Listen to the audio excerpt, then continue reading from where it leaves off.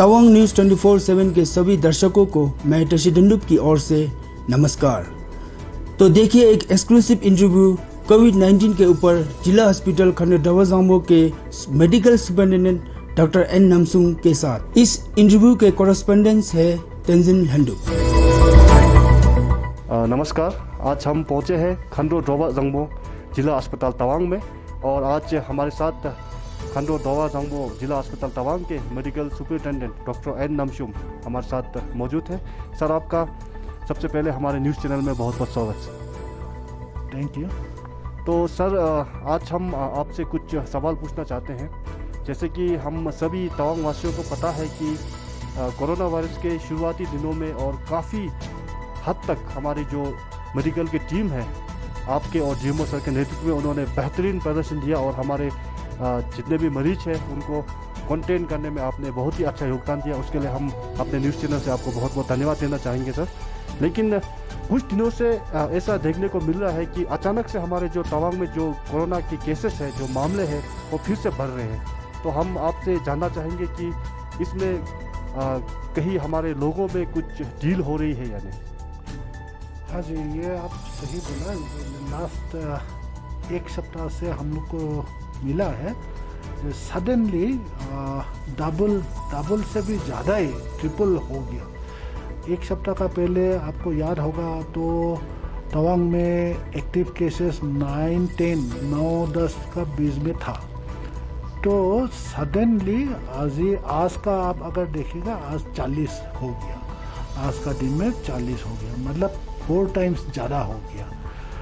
तो हम लोग को हॉस्पिटल अथॉरिटी का तरफ से हम लोग को लग रहा है कि कहीं एक आदमी जनरल पब्लिक का बीच में कहीं एक ढीलापन एक आ गया।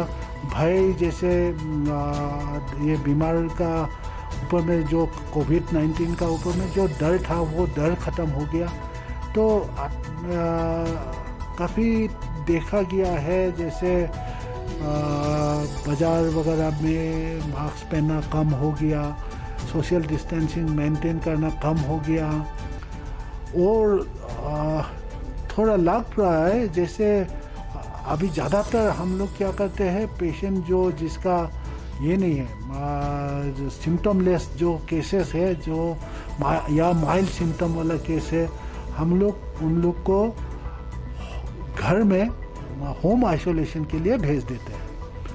तो लग रहा है कहीं होम आइसोलेशन में कहीं ढीलापन तो नहीं आया, शायद आ भी गया होगा। वो कहीं कांटेक्ट तो मतलब जो पेशेंट है वो कहीं अलग नॉर्मल आदमी का साथ कांटेक्ट ज़्यादा बढ़ गया विदाउट केयर, जैसे मास्क नहीं करके। तो शायद ये सब एक कारण हो सकता है। देखिए रिसेंटली हम लोग एक पेशेंट का डेथ हो गया। तो ये देखिए काफ़ी मतलब एजेड पेशेंट था, उनका ये भी था जो मतलब कोमॉर्बिड पेशेंट था। तो हम लोग का जानकारी का हिसाब से वो पेशेंट कभी भी घर से बाहर मतलब रेयरली बाहर निकलता था। तो उनको लगने का रीजन कहाँ से होगा? तो वो खुद तो लिया नहीं होगा, एक्सपोज नहीं हुआ होगा। उनको जो खबर करने के लिए वो काफ़ी दिन से थोड़ा बीमार में था, तो उनको खबर करने के लिए जो भी गया होगा वो कहीं उनसे तो स्प्रेड नहीं हुआ। हम लोग को लग रहा है शायद ऐसा हुआ। और वो पेशेंट सुबह हम डिटेक्ट किया था, भर्ती करवाया था, बाय आफ्टरनून एक्सपायर हो गया। तो ये एक दुखद घटना है। तो हम लोग सोचता है ऐसा नहीं होना ठीक है। कहीं हम लोग ढीलापन तो छोड़ना नहीं है। हम लोग डरना नहीं है, लेकिन मास्क पहनना, सोशल डिस्टेंसिंग रखना, ये सब तो हम लोग हमेशा जारी रखना पड़ेगा जब तक कोई इसका उपाय ना निकालता। जी सर, तो हाल ही में हमने देखा है कि हमारे जो विदेश है सर, वहाँ पे ऐसे सुनने को आया था जहाँ पर कोरोना बिल्कुल ख़त्म हो चुका था, लेकिन वहाँ पर अब कुछ नए मामले सामने आ रहे हैं। तो लोगों का कहना है कि जो ये नया वेव है, जो कोरोना का जो नया वेव है, वो ज़्यादा ही खतरनाक है। तो सर हमारे तवांग या तो यहाँ अरुणाचल में ऐसा कुछ नया केस आया है क्या सर?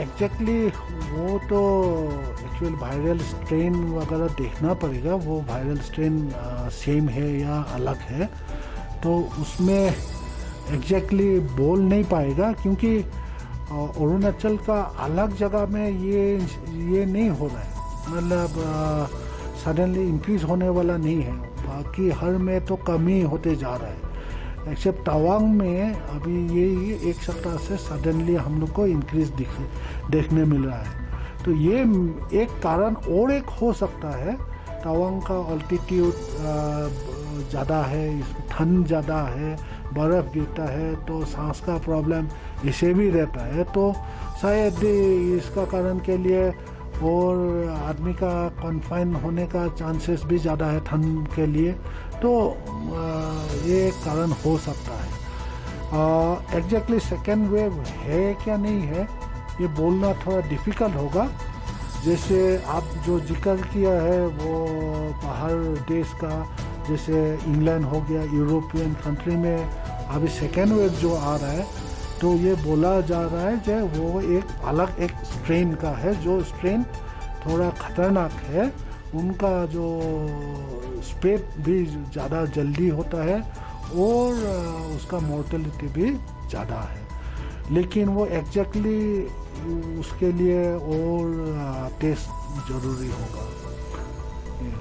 अच्छा सर, तो जो हमारे जो कोरोना के पॉजिटिव मरीज होते हैं सर, तो उनके जो प्राइमरी कांटेक्ट होते हैं सर, तो उनके आप यहाँ पर जो एंटीजन टेस्ट करते हैं सर, तो उनका एंटीजन टेस्ट तो उनके कांटेक्ट के 1 या 2 दिन के बाद ही होता है, लेकिन उनको आप आइसोलेशन में भेज देते हैं, तो सर उनका जो एंटीजन टेस्ट है सर, उसको फिर दोबारा करना ये ज़रूरी होता है कि नहीं सर?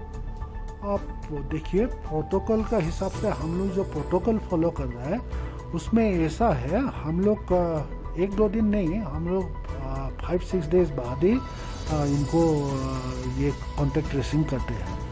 तो उनका एक कारण ये है, देखिए वो जो कॉन्टेक्ट एग्जैक्टली हम लोग को तो पता नहीं होगा कब कॉन्टेक्ट हुआ, लेकिन ये देखा गया है कॉन्टेक्ट का बाद एवरेज 5 to 6 डेज लगता है, जिसको वो जो इंक्यूबेशन बोलता है 14 डेज का इंक्यूबेशन है, लेकिन एवरेज 5 to 6 डेज लगता है वो बीमार का लक्षण दिखने में, तो इसीलिए हम लोग वो 5 to 6 डेज का बाद वो टेस्ट करता है। एक है आप जैसे बोला रैपिड एंटीजन टेस्ट है, हम लोग का पास वो RT-PCR ट्रूनेट का फैसिलिटी भी है, वो गवर्नमेंट ने यहाँ सुविधा बनाया है, तो हम लोग का यहाँ ट्रूनेट का फैसिलिटी भी है, तो ये दोनों ही होता है। सेकंड जो टेस्टिंग अभी प्रोटोकॉल का हिसाब से बोला है, इवन जो पॉजिटिव केसेस है जो या होम आइसोलेशन में है या जो हॉस्पिटल आइसोलेशन वार्ड में है या कोविड सेंटर में है, तो उन लोग का ज़रूरी नहीं होता है, मतलब देखा गया अगर पेशेंट ठीक ठाक रहता है 10 दिन का दिन में हम लोग डिस्चार्ज कर देते हैं विदाउट डूइंग एनी मतलब फर्दर टेस्ट, मतलब एंटीजन या वो टेस्ट ना करके हम लोग डिस्चार्ज कर देते हैं। अगर 10 दिन का प्रीवियस 3 डेज अगर उनका कोई साइन सिम्टम नहीं निकलता है तो हम लोग 10 डेज में डिस्चार्ज करते हैं, और 10 डेज में डिस्चार्ज करते हैं, उस एक एडवाइस दिया जाता है उस टाइम में, और 7 दिन आप लोग मतलब होम आइसोलेशन में बैठिए। इवन जो होम आइसोलेशन में अभी हम लोग गवर्नमेंट का तरफ से जिसको भेजा जाता है उनको भी सेम प्रोसीड्यूर 10 दिन का बाद हम लोग डिस्चार्ज कर देते हैं, और एक एडवाइस करते हैं कि 7 डेज फर्दर और आइसोलेट कीजिए। इनिशियल जो 10 दिन होता है हम लोग मेडिकल का तरफ से हम लोग फ़ोन करके उनको डेली फ़ोन करके पूछते हैं कि आप कैसा है। इसमें भी मेरा एक बात है कहने का, ये जो कोई जो होम आइसोलेशन में जिसको हम लोग भेजते हैं वो पेशेंट सही फ़ोन नंबर देता नहीं है, तो हम लोग जब कांटेक्ट करता है वो रॉन्ग गलत फ़ोन नंबर देने का वजह से हम लोग कांटेक्ट नहीं कर पा रहे हैं। तो सर जहाँ तक आपसे बात हुआ है और जो हम ऑब्ज़र्व कर रहे हैं, हमें ऐसा लग रहा है कि हमारा जो जिला प्रशासन है, जो हमारे डिस्ट्रिक्ट मेडिकल की जो टीम है और जो पुलिस है, वो काफ़ी जी तोड़ मेहनत कर रहे हैं दिन रात हमारे इस कोविड को कंटेन करने के लिए। लेकिन ऐसा लग रहा है कि हमारे जो पब्लिक है उनका जो सहयोग है वो थोड़ा कम मिल रहा है। तो सर अंत में हम आपसे चाहेंगे कि आप हमारे जो दर्शक हैं उनके लिए जो संदेश आप देना चाहते हैं। ये मेरा संदेश ये रहेगा, अभी कोरोना वायरस ख़त्म नहीं हुआ है, वैक्सीन निकलने वाला है, कंप्लीट निकाला नहीं है, और वैक्सीनेशन होने से भी काफ़ी दिन लगेगा, तो हर को शायद मिल भी नहीं पाएगा। तो इसीलिए ये तो हम लोग मास्क पहनना मतलब ज़रूरी है, मास्क पहनना ही पड़ेगा, और जितना हो सके सोशल डिस्टेंसिंग मेंटेन करना पड़ेगा, और हो सके तो जो गैदरिंग कम कराना है ये है।